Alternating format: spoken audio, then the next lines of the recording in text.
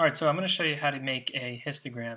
And if you go to my GitHub page, you can see the visualizations for EDA file, and I'm going to walk through a lot of what's in there. It's specifically, for this video, just histograms.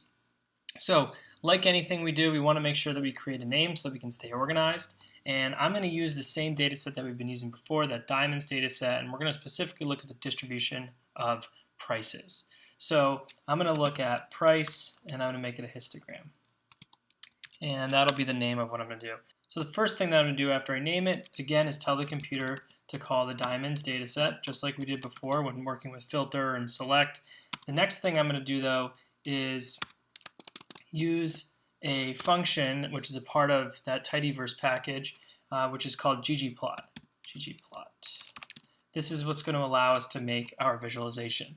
And whenever you call in ggplot, you need to tell it what aesthetics you want to use. That's what AES is standing for. So in this case, we're only dealing with one variable. So what we want to do is tell it what our x-axis is. So in this case, because we're looking at price, we're going to make sure that we put in x equals price. The difference between going to the next line with ggplot is what we were doing before. Once you put in ggplot, then everything after that has to be a plus symbol. Okay, and what we're going to build is we're going to build a geom.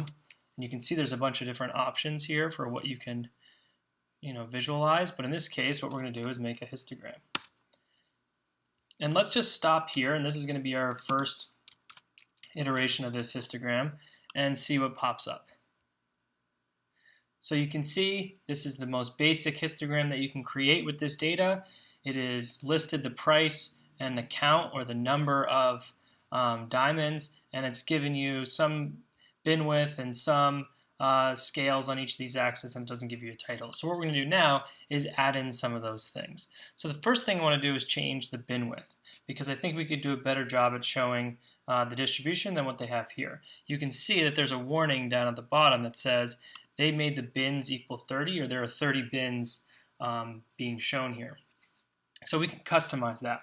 And the place you're going to customize that is inside geom histogram. So you can type in bin width, if I can work on my spelling. And for this situation, let's make it 500. So therefore, we're going to dump these prices into bins ranging from $0 to $500, 500 to 1,000, and so forth. The other thing that we can do too is let's add in the titles. And so again, we're going to add another layer to this.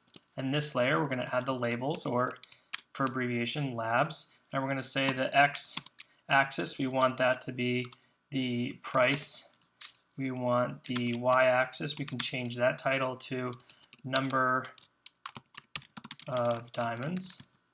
And let's make a title on the top, and we can make that the price of diamonds. Okay? And we'll run this code again. And you see now that the bins are a little bit smaller. You can see that there's more of them now, grouping them by 500, and our titles are all in there.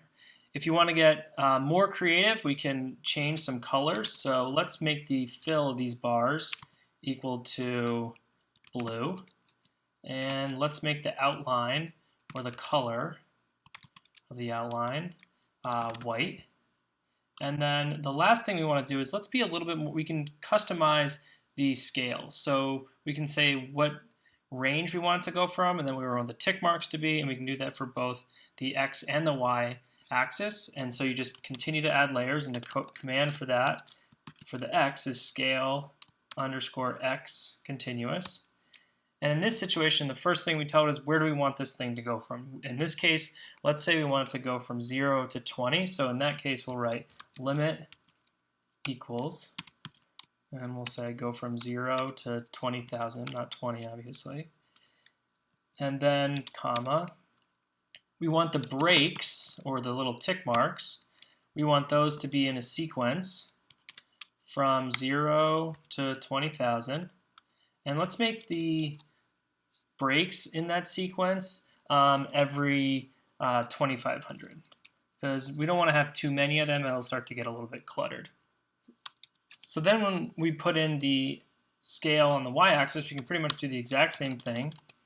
We can say the scale _ y underscore continuous.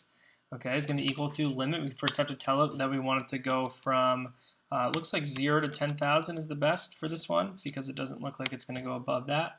I'm just selecting that just by looking at this visualization.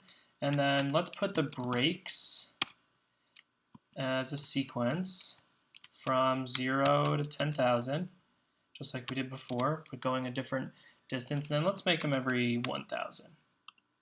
Okay, so we've just changed the color of both the outline, which is color, and the fill of the bar, and then made the customized the scales of each axis. So let's see what pops up.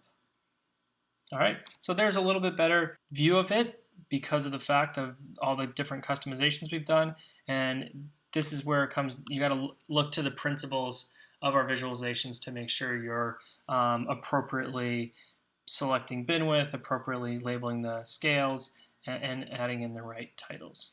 Okay, so that's how you make a histogram using ggplot.